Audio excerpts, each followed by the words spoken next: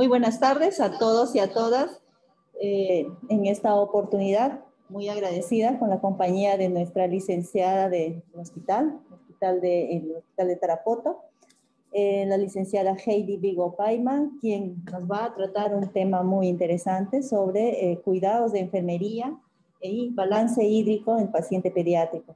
Realmente es una enfermera que trabaja bastante tiempo en nuestro hospital con amplia experiencia en lo que es el manejo de los niños hospitalizados, y hoy tenemos pues con la compañía de ella para que nos pueda exponer un tema, vuelvo a repetir, muy importante para nuestro quehacer de enfermería en la parte de hospitalización. Muy bien, buenas tardes y bienvenida, licenciada Heidi, a nuestra semana de educación continua del Hospital de Tarapoto. Muy buenas tardes, licenciada Sarita. Agradecerle por la invitación a esta serie de capacitaciones que viene desarrollando nuestro hospital, ¿no? Con la finalidad pues, de que no nos perdamos a pesar de la pandemia. Creo que la capacitación es continua y no, como digo, a través de este medio, ¿por qué no aprovechar, no? Quiero abordar este tema de lo que es balance hídrico pediátrico, cuidados de enfermería, enfocado básicamente a lo que son cuidados de enfermería. Realmente nosotros los profesionales de enfermería, para lo que es el manejo de balance hídrico, tendríamos que conocer bastante el tema de lo que es el medio interno. Obviamente vamos a enfocar, como digo, mi presentación a lo que es las intervenciones de enfermería, los formatos que utilizamos aquí en nuestro hospital. Eso es lo que voy a compartir con ustedes. Siguiente, por favor. Cuando hablamos de balance hídrico, lo vamos a definir como un estado de equilibrio del sistema biológico en el cual la entrada de agua al organismo se va a igualar al total de la salida, ¿no? Y para entender los principios básicos debemos de entender que el agua dentro del cuerpo se mantiene en dos compartimientos mayores que se designan como el intracelular y el extracelular. El 60% del peso corporal de un adulto está compuesto por agua que contiene partículas denominadas electrolitos, ¿no? Por eso cuando uno nos dicen balance hidroelectrolítico como una actividad para que sea realizado por el personal de enfermería. Entonces, el 60% del peso corporal, ¿no? Y el agua corporal total, el intracelular va a representar el 40% y el extracelular va a representar el 20%. Como les mencioné al inicio, estos conceptos son importantes para nosotros poder realizar un balance hídrico de forma adecuada. Siguiente. Tenemos el espacio extracelular tiene tres compartimientos, ¿no? El intersticial, el intravascular y el transcelular, ¿no? Entonces, eso es importante. Mientras va pasando la edad, o sea, los más pequeños tienen más agua corporal que los adultos, ¿no? Siguiente. El agua corporal, como les decía, representa el 60% de nuestro organismo. El líquido extracelular, ¿no? Es el 20% y el intracelular. Como les había dicho, también se compone por electrolitos, ¿no?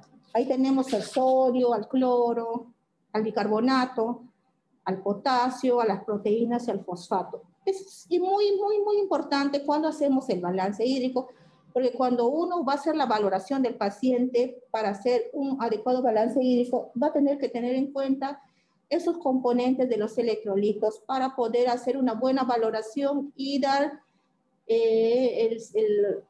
la alerta a los médicos para que puedan tomar las mejores decisiones y puedan hacer una corrección oportuna del déficit o de lo que puede estar extravasando en el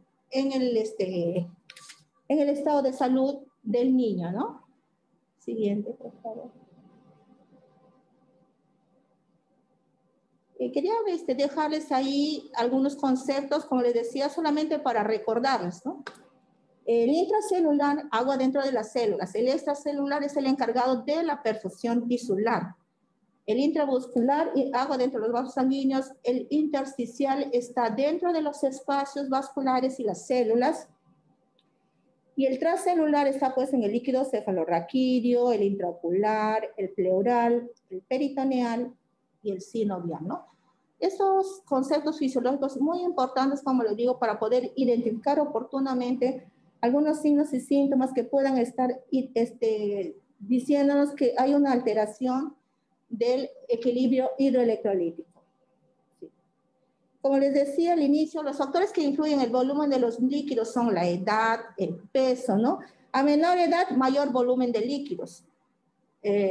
Los lactantes y los prematuros pueden tener hasta 80% de su peso de agua, mientras que un recién nacido a término es del 70%. A partir de los 6 meses hasta un año de edad, el porcentaje decrece hasta el 60%, ¿no? Entonces, ya casi no, ya de esa edad ya casi estamos como los adultos, ¿no? Con el 60% de agua corporal total.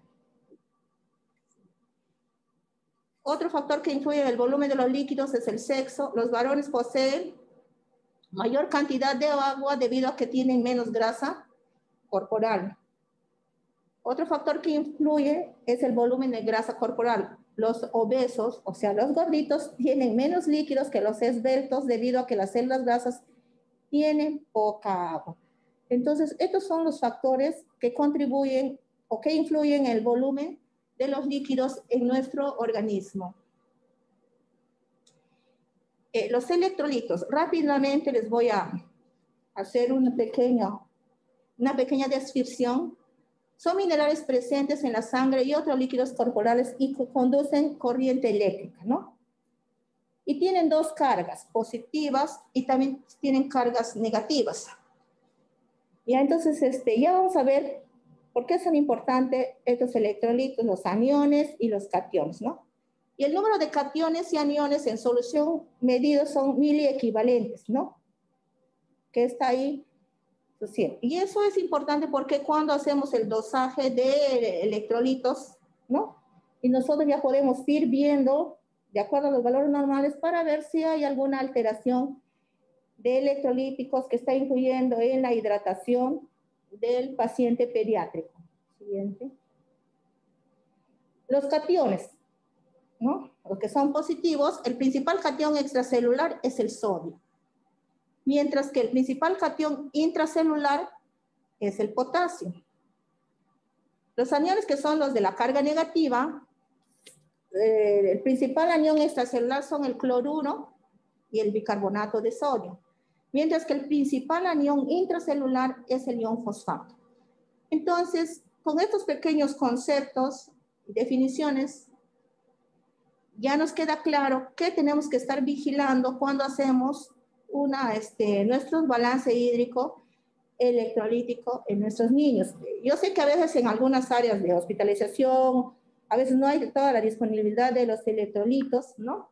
Pero ya algunos signos y síntomas nos van a estar alertando de que algo está alterado en el estado del paciente pediátrico.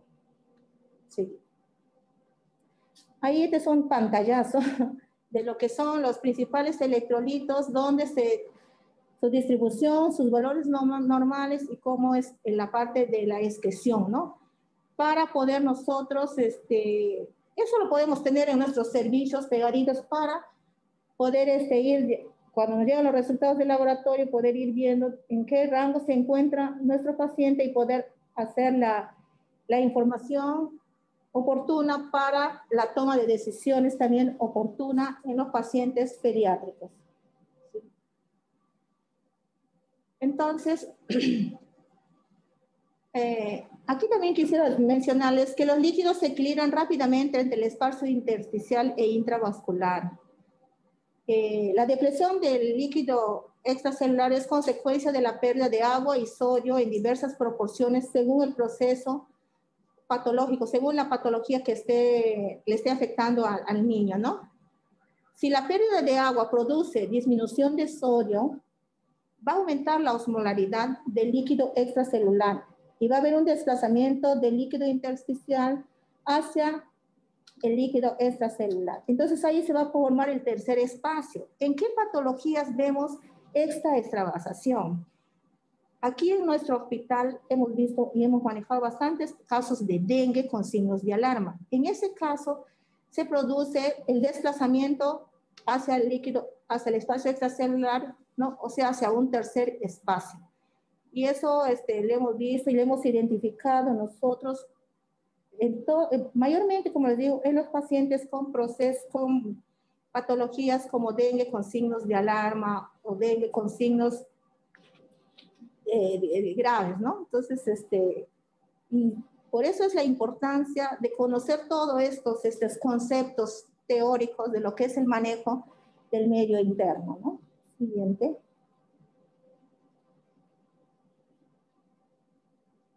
Asimismo, si las pérdidas son mayores, va a haber anorexia, náuseas, vómitos, pliegue cutáneo, ojos hundidos, hipotensión. Entonces, es que algo no está funcionando bien dentro del medio interno del paciente pediátrico, ¿no?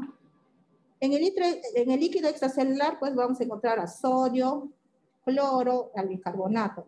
Y en el intracelular, potasio, magnesio, proteínas y fosfatos. ¿Por qué es importante el agua? ¿No? Porque va a aportar líquido para las secreciones glandulares, va a ser el solvente de las reacciones químicas inorgánicas del cuerpo, va a ser un medio de transporte y también va a actuar como un termorregulador, ¿no?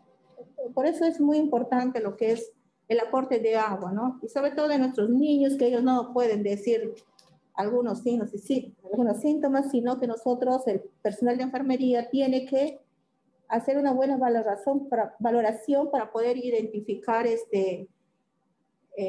algún signo o síntoma de alarma, ¿no? Sí, bien. ¿Por qué también es importante el agua? Mantiene la volemia, mantiene la presión arterial, mantiene la función renal y mantiene la concentración normal de electrolitos, ¿no? Entonces, si el niño no está recibiendo un aporte adecuado de acuerdo a su edad, a su peso, obviamente va a sufrir alteraciones y desequilibrios de líquidos y electrolitos, ¿no? Por eso es importante hacer un adecuado balance y cumplir con ciertos parámetros para hacer un balance hídrico adecuado y oportuno.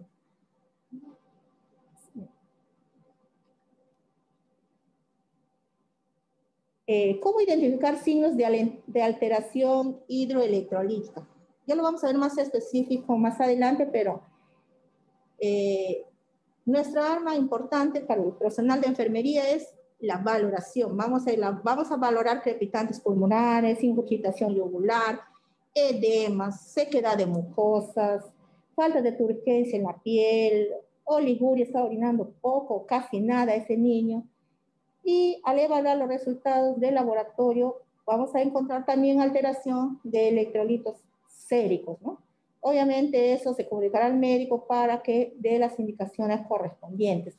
Pero ya nuestra valoración ya ha sido realizada para, como les digo, actuar oportunamente y evitar complicaciones en el niño, ¿no? Como les decía, para lo que es el balance hídrico, la valoración tiene 3 componentes: historia de enfermería, exploración física del paciente y las determinaciones clínicas, ¿no? Historia de enfermería se va a referir, por favor, siguiente, a la información que el profesional de enfermería va a realizar a través de la entrevista, de la observación con los cuidadores o los responsables del cuidado del niño, ¿no? Es importante para identificar a aquellos pacientes en situaciones de riesgo de sufrir desequilibrios hídricos, electrolíticos y ácidos básicos, ¿no? Debe tenerse en cuenta también factores funcionales, socioeconómicos y de desarrollo para valorar el riesgo del paciente, ¿no? Sociales, niños con madres adolescentes, niños con familias disfuncionales, niños que vienen muy lejos de la periferia, mucha observación y cuando hagamos la valoración, la interacción con los cuidadores, poder sacar esa información, ¿no? Conseguir información acerca de la ingestión y la eliminación de líquidos, ¿no? Cuando también se hace la entrevista, esto es muy importante, ¿no? No, enfermería, el profesional de enfermería no solamente está ya, voy a administrar el tratamiento y solamente va a hacer lo que el médico me ha indicado. Nosotros tenemos que hacer la valoración, tenemos que identificar una serie de factores que van a contribuir a la recolección de la información para una toma de decisiones adecuadas y oportunas, ¿no? Y también hay que evaluar la presencia de signos y síntomas que sugieran alteración del equilibrio. Eso es un cuanto cuando hablamos de la historia de enfermería, que tiene que ver con la entrevista, con la observación. El otro, siguiente, por favor. El otro tema de valoración tiene que ver con la exploración física del paciente y es la cuestión más objetiva, ¿no? Aquí se va a centrar en la piel, en la cavidad bucal, en los ojos, en el aparato respiratorio, ¿no? En la parte neurológica, ¿no? Cómo está esa piel, cómo está el color de la piel, la humedad, cómo está la temperatura, cómo está la turgencia, cómo están esas mucosas orales, ¿no? Entonces uno ya cuando hace su valoración del niño, puede identificar todo eso, cómo están sus ojos, están hundidos, si llora con lágrimas, cómo está su aparato respiratorio, ese niño, cómo está su frecuencia respiratoria, tiene ruidos pulmonares, a veces nosotros de lejos ya sabemos que ese niño tiene alguna alteración pulmonar que le está haciendo respirar rápido, le está haciendo que pierda mucha energía, ¿no? Y el tema, el sistema neurológico, ¿no? ¿Cómo está su nivel de conciencia, sus reflejos, cómo está su motricidad? Eso vamos a hacer. También vamos a evaluar la parte del sistema tegumentario, ¿no? Cómo está su piel seca con rubor puede identificar déficit de volumen de líquidos, ¿no? Cómo está la turgencia cutánea, puede reflejar cambios en el volumen del líquido intersticial. En el caso del déficit de volumen en la piel, permanecerá elevada después del pellizco, o sea, cuando se hace el signo del pliegue, ¿no? Durante algunos segundos, aunque este indicador no es fiable en ancianos, como eso sí es fiable en niños, ¿no? También vamos a evaluar lo que es el tema de edemas, ¿no? Indica expansión del volumen intersticial. Un edema puede estar localizado como producto de un proceso inflamatorio o generalizado debido a una hemodinámica capilar alterada y a la retención de un exceso de sodio y agua. Y entonces de ahí a uno cuando hace su valoración yo veo con edema, no, algo está pasando con este niño, ¿no? Entonces se informa, ¿no? Y se registra en nuestras notas de enfermería. Tiene grietas en la lengua cuando hay déficit de volumen, ¿no? Y la disminución de la humedad entre las mejillas y las encías de la cavidad oral también señala déficit. Siguiente. Entonces, ¿cómo vamos a evaluar el estado de hidratación? Esta tablita es de la OMS, esa no ha cambiado, ya está, debe ser súper conocido por todos los profesionales de enfermería, ¿no?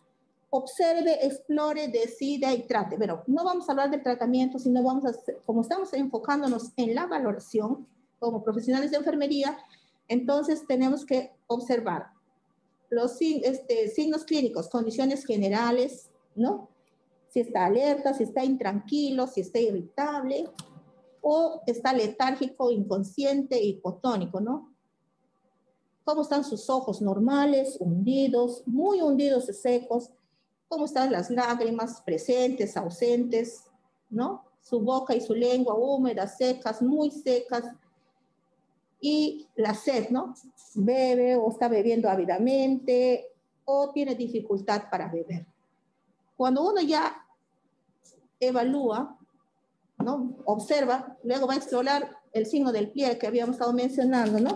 Desaparece rápidamente, desaparece lentamente, o desaparece muy lentamente, mayor de 2 segundos, y vamos a considerar ahí que tiene signo de pliegue positivo, ¿no?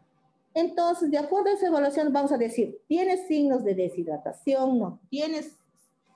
Presenta 2 o más signos, tiene deshidratación moderada, pero si presenta 2 o más signos que incluye al menos uno con asterisco, tiene deshidratación con shock. O sea, cuando tiene de la situación C, no cuando tiene alterado alguna parte del sistema de la conciencia, o tiene problemas para beber, y su signo del pliegue es positivo, entonces ya tenemos que considerar que ese paciente tiene una deshidratación con shock. Entonces, este cuadrito es muy importante cuando vamos a hacer la valoración del estado de hidratación de un niño, ¿no? Eso es muy práctico, eso lo venimos aplicando, ¿no?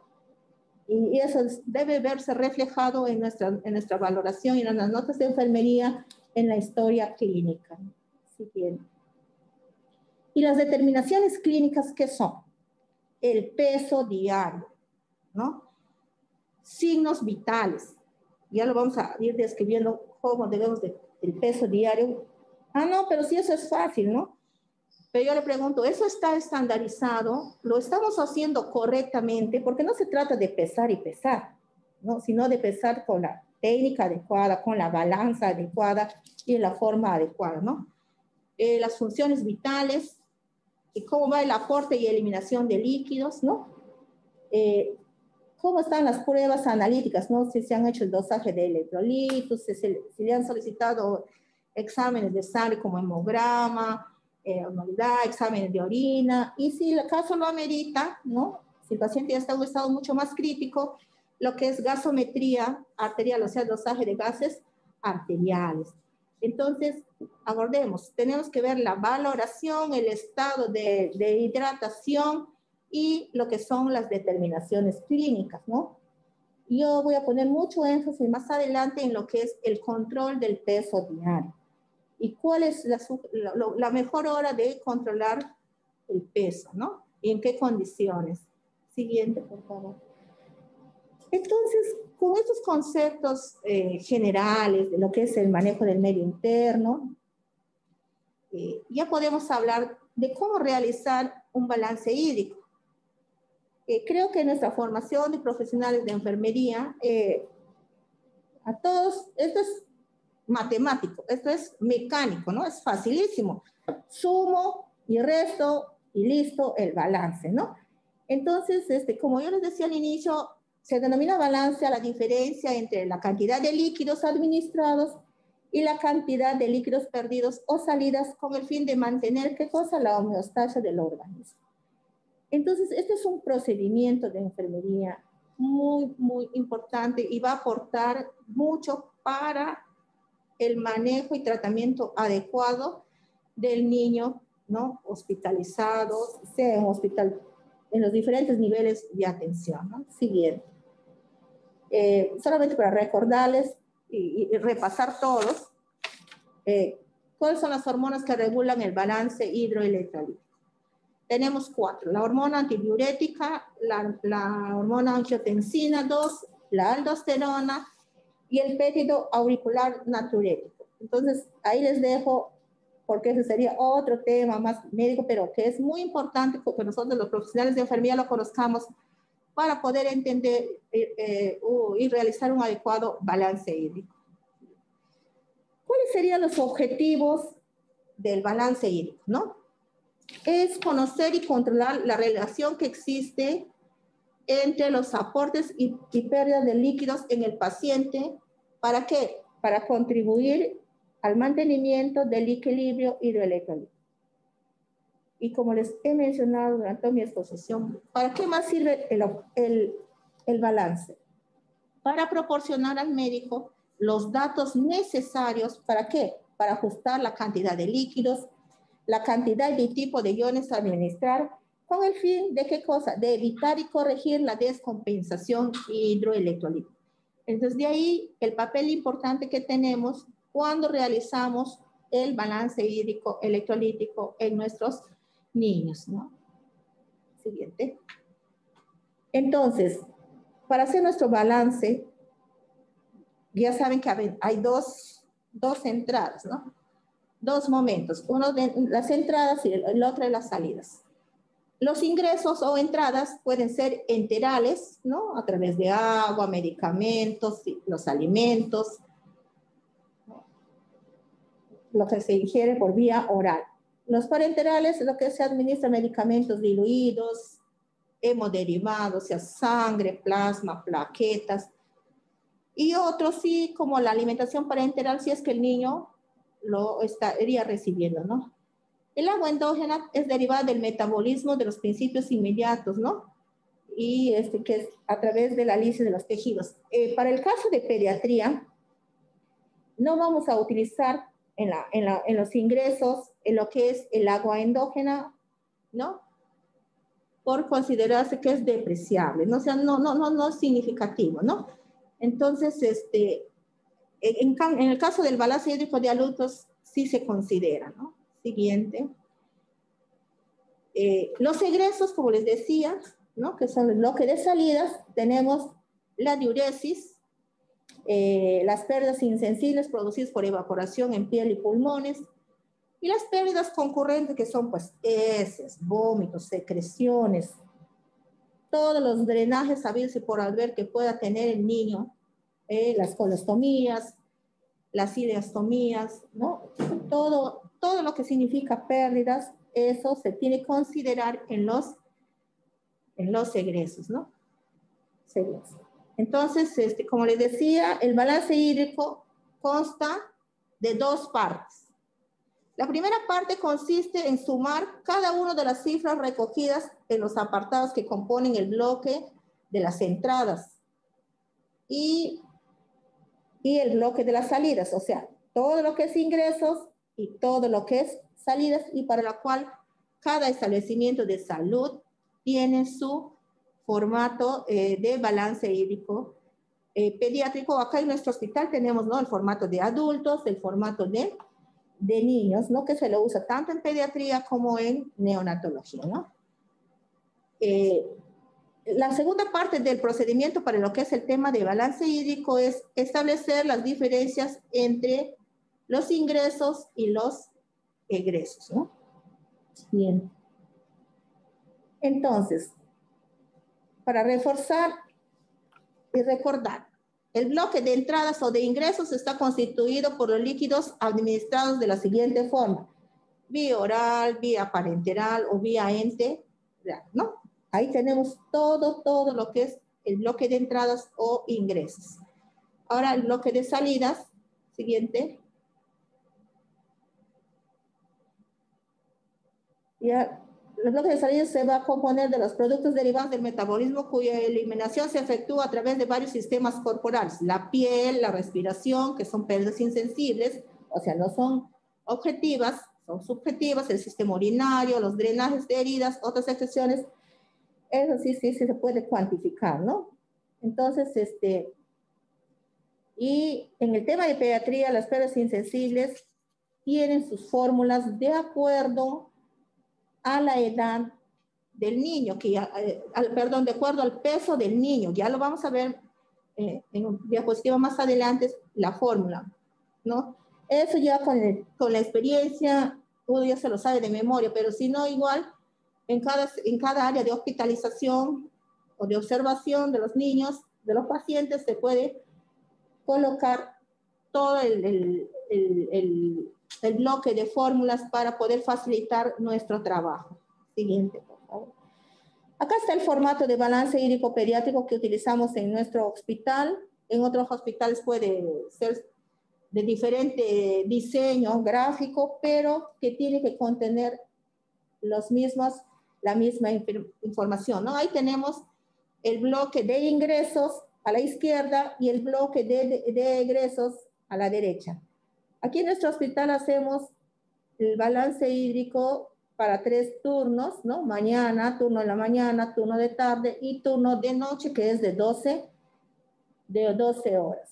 Me he permitido poner la hoja de balance hídrico de pediátrico. Es una hoja auditable, ¿no?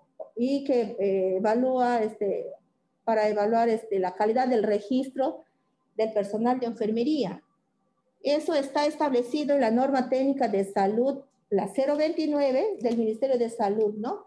Y aprobado con resolución ministerial número 502 del 2016. Entonces, es muy importante que esta hoja sea llenada correctamente, ¿no? No solamente poner nombres y apellidos, porque el encabezado tiene departamento, no vamos a poner departamento de San Martín, sino pone departamento de pediatría, servicio de pediatría, para el caso de mi hospital, la fecha, nombres y apellidos, dice nombres y apellidos, número de cama, historia clínica, diagnóstico de ingreso y su peso. Esa es la primera parte que debemos registrar correctamente. Esta hoja debe estar, como todo registro de enfermería, 0 borrones, ¿ya? Nada de borrones, todo tiene que estar impecable y con letra clara y legible, ¿ya? Entonces, y consignar, como les decía, todo lo que dice los ingresos y los egresos, vía oral, vía parenteral, ¿no? Y cuánto ha sido los egresos ¿no? De acuerdo a la orina, a la deposición. Eso es el formato que se usa para el balance hídrico.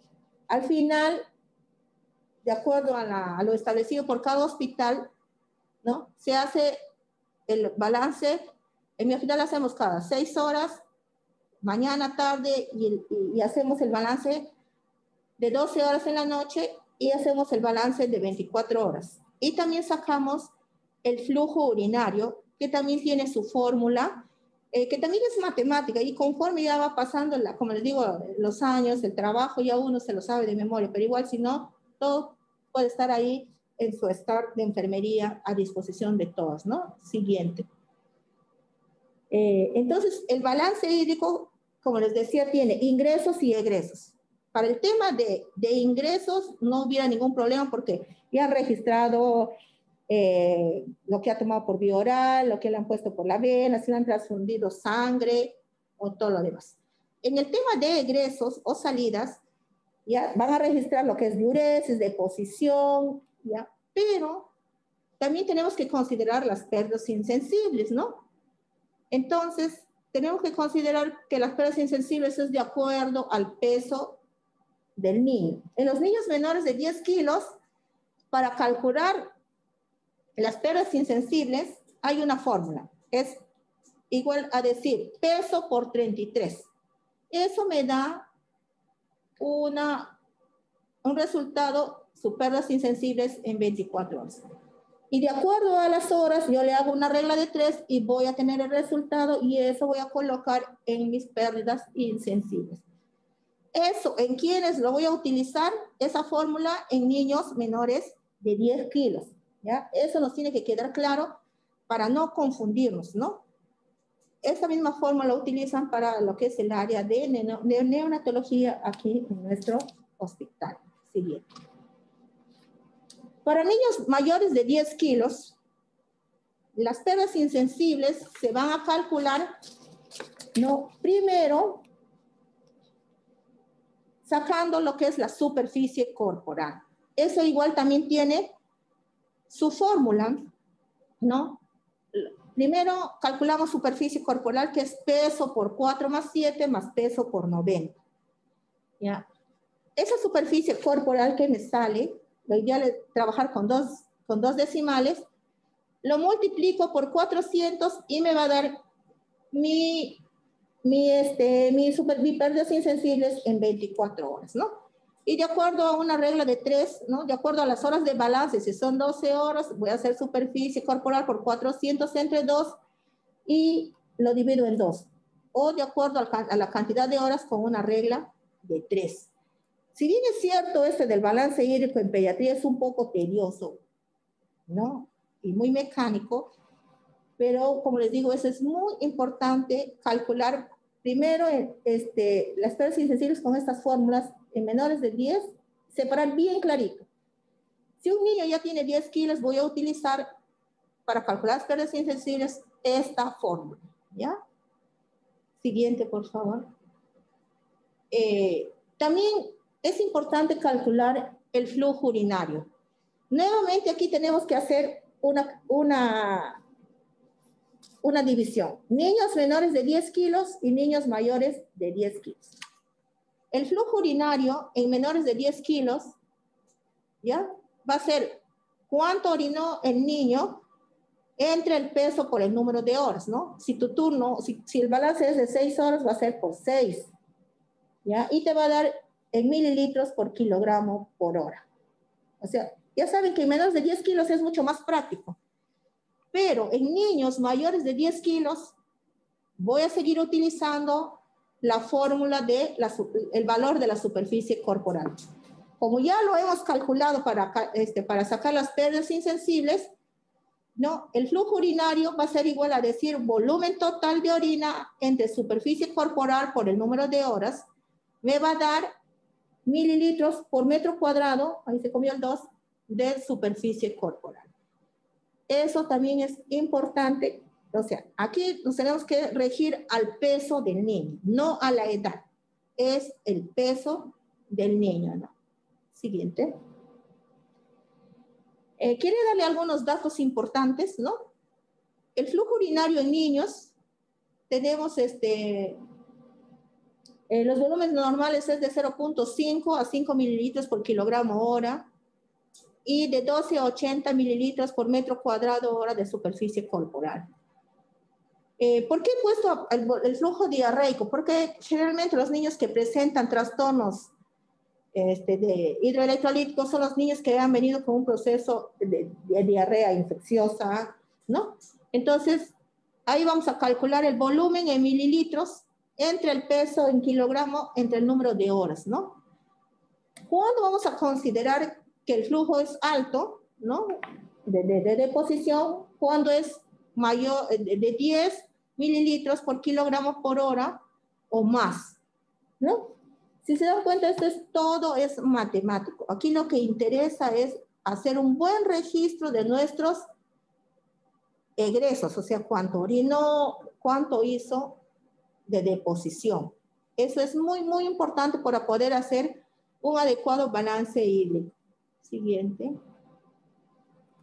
Entonces, acá también les he traído algunos valores, ¿no? Que nos pueden ayudar.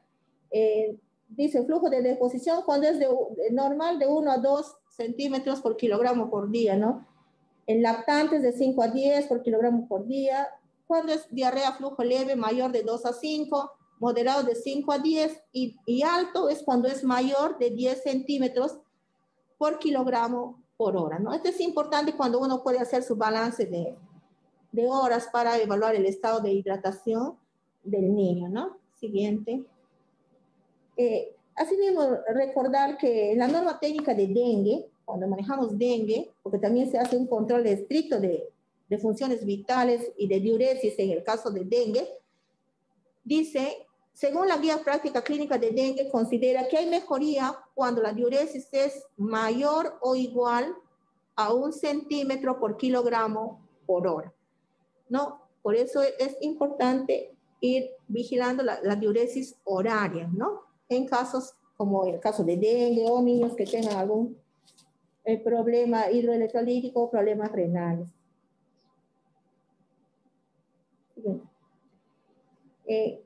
Quisiera aquí enfatizar qué consideraciones relevantes debemos de tener en las intervenciones de enfermería, ¿no? El control del peso diario de los pacientes con balance hídrico se debe realizar con la balanza adecuada para la edad y la técnica antropométrica correspondiente. Se debe pesar con la menor cantidad de ropa y pesar en un mismo horario, ¿no? Todos dirán, pues, no, sí, eso sí, ya sabemos, ¿no? No solamente saber, sino que hay que aplicarlo, ¿no? Entonces, ¿qué horas es lo ideal? Pacientes que tienen balance hídrico, lo ideal es pesar en la mañana, ¿ya? Porque durante toda la noche seguro le habremos dado algún aporte, le habremos administrado medicamentos, le habremos administrado infusiones endovenosas. De repente ha recibido hemoderivados, ¿no? Sangre, plaquetas, plasma fresco congelado, etcétera, ¿no? Entonces, lo ideal es pesar en la mañana, a las 6 de la mañana. Asimismo, pesar con la menor cantidad de ropa y reportarse entre turno las condiciones, cómo se ha pesado el paciente para no alterar, porque luego tenemos algunas que no cuadra nuestro balance, ¿no? Oh, pero si ese niño, ¿por qué ha ganado peso si no ha recibido más aportes?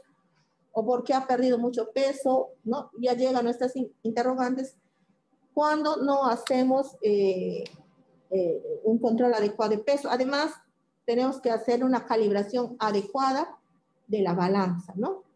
Y pesar, como les decía, en la balanza de acuerdo a la edad. Siguiente, por favor. Aquí les dejo yo algunas balanzas que seguro tenemos en nuestros servicios, unos en mejores condiciones y otros de repente no. Esa es nuestra realidad. Ahí tenemos las balanzas para pesar a niños menores de 2 años, ¿no? Obviamente teniendo en cuenta todas las medidas poniendo en práctica todas las medidas de bioseguridad, ¿no? Entonces, ahí se pesa a los pequeños. Siguiente. Y a los niños mayores de 2 años se le pesa en la báscula electrónica o en la báscula de plataforma. En la báscula electrónica podemos pesar tanto a niños como a adultos hasta un peso de 120 kilogramos, ¿no? Y en la báscula de plataforma sirve para pesar a niños mayores de 3 años, adolescentes y adultos hasta 140 o inclusive, según la norma de antropometría, hasta 150. ¿No? Entonces, esas consideraciones, yo sé que a veces de repente no necesariamente tenemos todo este equipamiento, pero deberíamos de estar pensando en las condiciones ideales, ¿no? Siguiente. Asimismo, registro de ingresos y egresos al pie de la cama o cuna del niño. Eso es muy importante. ¿Ya? Debemos de establecer una hoja y ponerlo al pie del paciente, porque luego cuando tú te vas después de 5 horas o hasta y no has anotado, va a ser un poco difícil o muy subjetivo, ¿no? Cuando tú no has evidenciado cuánto ha ingresado o ha egresado, ¿no? En el momento oportuno, ¿no? Y una gran pregunta se harán ustedes, ¿no? ¿Y cómo peso la lactancia materna? ¿Es posible? Ese era nuestro gran dilema en nuestros servicios, ¿no? Es que hemos tenido una reunión de capacitación y nos han dicho que solamente en lactancia materna vamos a poner las veces que el niño lacta, ¿no? Y eso va a estar evidenciado en la hoja de registro para ver cuando hay muchas diferencias al momento del peso del paciente, ¿no? Ya no vamos a estar porque ¿cómo podríamos calcular más exacto? ¿No? Pues tendríamos que tener una forma de pesar el antes y el después, ¿no? Entonces, o pesar la mama, que es imposible, ¿no? De la mamá del niño, ¿no? Otra consideración muy importante en nuestras intervenciones de enfermería es pesar inmediatamente los pañales que contengan orina o descomposición a fin de evitar la evaporación del contenido, ¿no? Y especificar las cantidades en el formato establecido. Tenemos que poner en práctica que en cuanto la mamá te avise que ese niño ha orinado, o si no, nosotros, el personal de enfermería, enfermeras y técnicos, como somos un equipo, debemos estar vigilando que el niño cuando orine, ¿no? Ese momento, porque si le dejamos el pañal, lo voy a pesar, o sea, de toda la noche o de toda la mañana, posiblemente cuando yo voy a pesar ya se ha evaporado la orina, ya se ha secado la deposición y va a ser unos datos totalmente que no van con la realidad. Entonces, por eso es necesario, ¿no? Que se tenga un registro muy, muy minucioso. Yo no digo en todos los pacientes, porque a veces tenemos muy buena demanda y mucha carga de pacientes. Entonces, en los pacientes que tienen balance hídrico, ¿no? Estricto. Ahí ven 2 balancitas, que son las balancitas parecidas a las que nosotros utilizamos en nuestro servicio, ¿no? Para pesar los pañales de los pacientes. Ya saben, eso es solamente reiterarles que se pesa el pañal limpio, seco, para saber y poder luego hacer el descuento necesario para poder determinar qué cantidad ha orinado, qué cantidad ha hecho de deposición, ¿no? Siguiente. Este es el registro de ingresos y egresos para pacientes pediátricos que nosotros estamos proponiendo, ¿no? A raíz de una reunión que hemos tenido y que tenemos que mejorar nuestro registro de ingresos y egresos en el servicio de pediatría, ¿no? Poniendo la fecha y la hora, ¿no? En que se está produciendo el ingreso o el egreso. Porque a veces con la carga que tenemos, si se nos pasa, ya quiero hacer mi balance después de 12 horas, el recojo de información no va a ser el más objetivo, ¿no? Siguiente. Otra consideración relevante que hay que tener en cuenta en las intervenciones de enfermería es que se debe estandarizar la dilución de medicamentos que se administran por vía endovenosa, ¿no? Por vía parenteral, teniendo en cuenta la edad, el peso y la patología del niño, ¿no? Porque en pediatría, saben, nosotros tenemos niños desde 1 año, para el caso del Hospital de Tarapoto, hasta niños de 14 años, 11 meses, 29 días. No es la misma la dilución de un medicamento de un niño de 2 meses con la dilución de un niño que tiene 10 años o 14 años, ¿no? O que aunque un niño tenga un proceso de celulitis en su pierna derecha, o a un niño que tenga una insuficiencia cardíaca, ¿no? Congestiva, cianótica, entonces, o tenga un niño un síndrome nefrótico, nefrítico, o tenga un problema renal. Entonces, tenemos que estandarizar cómo va a ser la dilución de acuerdo a la edad y al peso y a la patología del niño, ¿no? ¿Qué medicamentos voy a administrar con la jeringa perfusora, ¿no? Yo sé que a veces no tenemos todas las condiciones, pero lo que sí tenemos que estandarizar es una adecuada, la dilución de los medicamentos, ¿no? Una vez reconstituidos, ¿no? Otra práctica que debemos de reforzar es que todas las soluciones endovenosas a ser administradas deben estar rotuladas con la cantidad de líquido por pasar al entregar cada turno para un adecuado control, ¿no? Eso debe quedar rotulado porque así podemos evidenciar también nuestro trabajo como profesionales de enfermería y podemos entregar una información que va a servir para tomar una adecuada decisión en el manejo de líquidos y electrolitos de nuestros niños. O sea, no perdamos esas buenas prácticas de rotular. ¿Cuánto te estoy dejando de pasar a las 7 de la noche o a las 7 de la mañana según el turno que tengo, diurno o nocturno? ¿No? Y bueno, y por seguridad del paciente, ¿no? Todas las soluciones deben estar rotuladas, ¿no? Con la fecha, ¿no? Siguiente, por favor.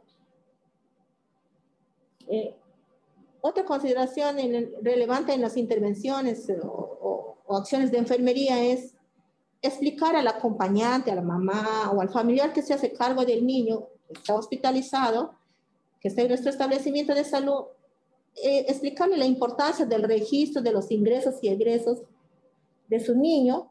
¿Para qué? Para lograr su colaboración oportuna, ¿no? Explicarle que si me ayuda a registrar adecuadamente sus ingresos, que si me ayuda me avisa cuando ese pañal ya está mojado, ¿no? Aparte que controla bien los líquidos y la eliminación, también vamos a evitar el eritema de pañal, ¿no? A veces no le cambian, a veces de 2 horas, 4 horas, ese niño ya termina con eritema de pañal. Entonces debemos explicar cuán importante es la participación del acompañante para lograr un adecuado registro y recoger la información para un adecuado balance hídrico, ¿no? Otra acción importante, otra intervención de enfermería importante es coordinar con el área de nutrición para que coloquen la cantidad de alimentos o líquidos que están dejando en las dietas del paciente. Muy específico en pacientes que tienen balance hidroestricto, tienen restricción de líquidos, como el caso de los pacientes con problemas renales, los nefríticos, los nefróticos, son los que tienen insuficiencia renal. Yo ahí me he permitido tomar unas fotitos, como estamos en pandemia, estamos utilizando todo lo que es materiales descartables, ¿no? Entonces, todo eso, para poder garantizar un balance hídrico adecuado, todo tiene que estar graduado, ¿no? Se le puede poner una cintita y marcar hasta aquí 50, utilizar todo graduado para poder hacer un control estricto, porque a veces hacemos, ¿no? Al ojímetro, ¿no? Aquí creo que ha tomado 50, 60, entonces retomemos, queridos colegas, las buenas prácticas para garantizar una adecuada calidad de atención de enfermería y lograr una buena toma de decisiones en cuanto al manejo del paciente, ¿no? Siguiente. Como les decía, todos los dispositivos que nos van a ayudar a medir los ingresos o los egresos deben estar o sea, graduados, ¿no? Realizar el procedimiento y obviamente todo lo que es eliminación, tener cuidado con lo que es cumplir estrictamente con los procedimientos y medidas de bioseguridad. Si ese niño tiene diuresis y balance hídrico o tiene diuresis horaria, yo tengo que medir horaria, no voy a agarrar el frasco, creo que acá hay 200, creo que acá hay 300, no creas, tienes que ser muy objetivo cuando mides las secreciones, ¿ya? Por eso a veces utilizamos jeringa, a veces los pequeñitos cuando hay sonda es mucho más, no se puede medir más, pero cuando cuando los niños eliminan el papagayo, cuando eliminan en los pañales muy estrictos, ¿no? Por eso ahí les pongo algunos ejemplos, ¿no? Si bien siempre tenemos los frascos, lo ideal es que todos tuviéramos todos los frascos graduados, ¿no? Entonces, con nuestras normas de bioseguridad, nuestras barreras de protección, podemos hacerlo, ¿no? En niños, como digo, muy, muy estricto, pues 5,5 más 10 centímetros que no manejemos, no registremos bien, no pueden contribuir adecuadamente a la recuperación del niño hospitalizado, ¿no? Entonces, ya saben, todo rotulado. Por ejemplo, en una habitación hay 2 niños que están con balance, cada niño debe tener su frasco donde están recolectando su orina, ¿ya? Cada niño, ya saben que los pañales no se debe guardar toda la noche y pesar a las 6 de la mañana. Está haciendo, lo estamos pesando, ¿no? En los lactantes, pues obviamente van a hacer los pañales, pero en los niños más grandecitos van a orinar en el papagayo o van a hacer su deposición en las chatas, ¿no? Siguiente.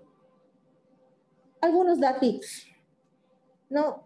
Porque a veces, con la demanda de pacientes, ¿no? Y si no se ha coordinado adecuadamente para que nos especifiquen cuánto está trayendo cada envase de la dieta del pequeño, del niño, entonces tenemos un vaso chico, una taza, 250, un vaso grande, 300, un tazón, 300, una cucharadita de té, 5 centímetros, una cucharada, la de sopa, 15 centímetros, una onza, 30, una porción de gelatina, 50. Conversando el otro día con nutrición, un pan es 30 gramos, ¿no? Y así, una porción de mazamorra de 50, 80, una porción de puré, arroz, aguadito, 100 en el caso de niños, ¿no? Pero lo ideal, como les digo, sería que todos nos dieran hacer. Hemos tenido nosotros la oportunidad de trabajar con la parte de nutrición en los pacientes con problemas renales o los nefríticos. En los nefróticos nos daban pesadito, bien pesadito todos los alimentos y de ahí teníamos que descontar, ¿no? Por eso digo, es importante involucrar a la mamá, porque la mamá es la que nos va a apoyar en el caso de niños, ¿no? Es diferente a los adultos, porque los niños a veces se acerca el personal para apoyar a dar la dieta, llora, porque nos tiene miedo, ¿no? De tan solo vernos con el uniforme y ahora más con todo nuestro mandil, nuestra mascarilla, con todas nuestras barreras de protección, entonces ellos se asustan. Entonces uno tiene que después, señora, o al papá, ¿cuántas cucharaditas ha comido? ¿Cuál? Las de pequeñas, las de té, de este vaso, ¿cuántos? Ya las deberemos haber marcado, especialmente, como les digo, en aquellos niños que tienen un balance hídrico estricto, ¿no? Y los niños con problemas renales, ¿no? Siguiente. Creo que hasta ahí he terminado esta exposición. Yo sé que es un poco tedioso, pero la cuestión mecánica de las fórmulas, como les digo, ustedes imprimen, eso está en toda la parte de pediatría, donde quieran, lo que es las fórmulas de superficie corporal, y las pueden pegar en sus estares o donde pueden trabajar.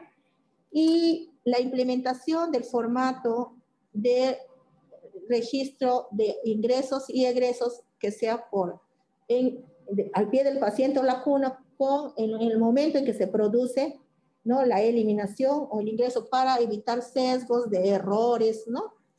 Eso es ¿no? Entonces les sugiero también a los profesionales de enfermería, ¿no?, revisar más el tema de lo que es manejo del medio interno, ¿no?, líquidos y electrolitos, para poder contribuir a lo que es a la toma de decisiones oportunas, ¿no?, avisando, mire que está alterado tal cosa, con tal alteración de tal electrolito, ¿no? Entonces cuando ya vemos el dosaje, ya con razón está pasando esto, se está hinchando, tiene tal tipo de deshidratación, podemos avisar al profesional médico para que tome las decisiones rápidas y oportunas. Muy bien, licenciada, muchísimas gracias por la exposición, excelente ponencia. Nos ha traído a mente a reflexionar las buenas prácticas en cuanto al control, diríamos, de todo lo que es los flujos de secreciones que tenemos que medir para poder calcular de manera más oportuna y más adecuada también el control de los ingresos y egresos en un paciente. Y mucho más, pues, lo demanda un paciente pediátrico, donde la atención tiene que darse mucho más rápido. La sintomatología, diríamos, de hidratación y sobrehidratación se denota mucho más rápido, y el actuar del profesional de enfermería en este caso, pues también tiene que responder a esa exigencia, diríamos, que nuestro paciente presenta. Bueno, agradecida, licenciada, por esa buena exposición, así que estamos llanos a las preguntas que ustedes puedan hacer y los aportes que también podrían hacernos a nosotros acá en la ponencia. Bueno,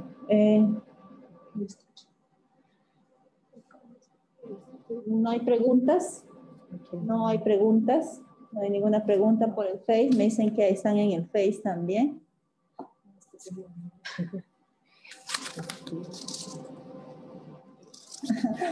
Bueno, bueno, mira, no sé si recuerdas al licenciado Manuel Peña, está con nosotros aquí en línea también. Un gusto, licenciado. Sabemos que está usted trabajando en el Hospital María Auxiliadora, si no recuerdo, o en el Hospital Niño Huacho. No sé cómo está más Así que nos daría mucho gusto de repente escucharle algo respecto a esta ponencia, algo en relación a lo que es balance hídrico. Entiendo que el balance hídrico en cuanto al manejo del paciente adulto, tenemos otros estándares también, otros, diríamos, otros valores en cuanto a la cuantificación para poder sacar las pérdidas insensibles, pero en el niño, pues, recalco nuevamente, realmente hay que ser mucho más precisos, ¿no? Un saludo cordial desde Tarapoto, por si acaso seguimos esperándole al licenciado Manuel Peña, ¿no? Va a preguntar, dice. Si quiere hacer alguna pregunta. Sí, le damos entonces, por favor, sí, le puedes poner le puedes, el micrófono. Su micrófono, licenciado, por favor, puede habilitarlo. Licenciado Manuel Peña, le estamos habilitando el micrófono para que usted pueda hacer alguna contribución o una pregunta al tema. Sí, buenas tardes, ¿me escuchan? Sí, claro que sí. Ya, buenas tardes con todos, muy agradecido, muy importante la exposición, siempre es bueno recordar todos esos datos muy pequeños, muy importantes. Mi pregunta va, ahora en esta pandemia que hemos estado trabajando en la unidad de cuidados intensivos, tanto adultos como pediátricos, no sé qué tan importante sería en pediatría el balance hídrico acumulado. Es un dato que hemos sacado nosotros y que hemos visto como experiencia en esta pandemia, que es muy importante porque nos refleja el acúmulo de líquidos que puede tener un paciente por la estancia hospitalaria. No sé qué más me pueden aportar ustedes con su experiencia. Mira, nosotros en el servicio de pediatría los pediatras sí revisan nuestros balances acumulados, y sobre todo en pacientes de lo que es casos de dengue, con signos de alarma, que son los que se hospitalizan los niños con dengue, con dengue grave, ¿no? Entonces sí es importante porque, y bueno, y ahí te refleja pues todo el recojo de información. Si clínicamente tu paciente, por decir, está con edema, ¿no? Y su balance es negativo, entonces algo ha pasado en el recojo de la información, y en el delta de peso también tú vas sumando, como dices, tu pesos acumulados, ¿no? Entonces, el peso del día de hoy más el peso del del anterior también te va a dar un análisis muy crítico de cómo estás haciendo tu calidad de balance. Sí es muy importante. Los pediatras sí lo consideran en mi servicio, ¿no? El balance acumulado. Sí. Así sí es muy importante, colega Manuel. Ahí tiene otra pregunta. Carito, muy Sí. buenas tardes. Licenciada Heide, una consulta para pérdidas insensibles y agua metabólica. Ya. ¿Se refiere a la fórmula? Sí, bueno, licenciada Carito, para lo que es la fórmula para pérdidas insensibles, es de acuerdo al peso del paciente. Si el niño pesa menos de 10 kilos, las pérdidas insensibles se van a calcular con la siguiente fórmula. Pérdidas insensibles va a ser igual a peso por 33, ¿ya? Eso es para pérdidas insensibles en niños menores de 10 kilos. Para niños mayores de 10 kilos, ahí es un poco más tedioso el cálculo, ¿no? Primero, tienes que calcular superficie corporal, ¿ya? La superficie corporal, ¿no? Tiene una fórmula que es igual a decir peso por 4 más 7, ¿ya? Entre peso más 90. Una vez que has calculado la superficie corporal, ¿ya?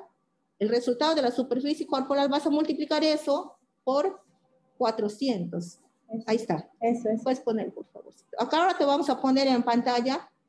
Ahí está para menores de 10 kilos, que eso es lo más fácil, ¿ya? Peso por 33, y el siguiente, la siguiente, que es, ahí te estoy poniendo, ese es en menores de 10 kilos, siguiente. Y en mayores de 10 kilos, te decía que primero se tiene que calcular la superficie corporal para poder,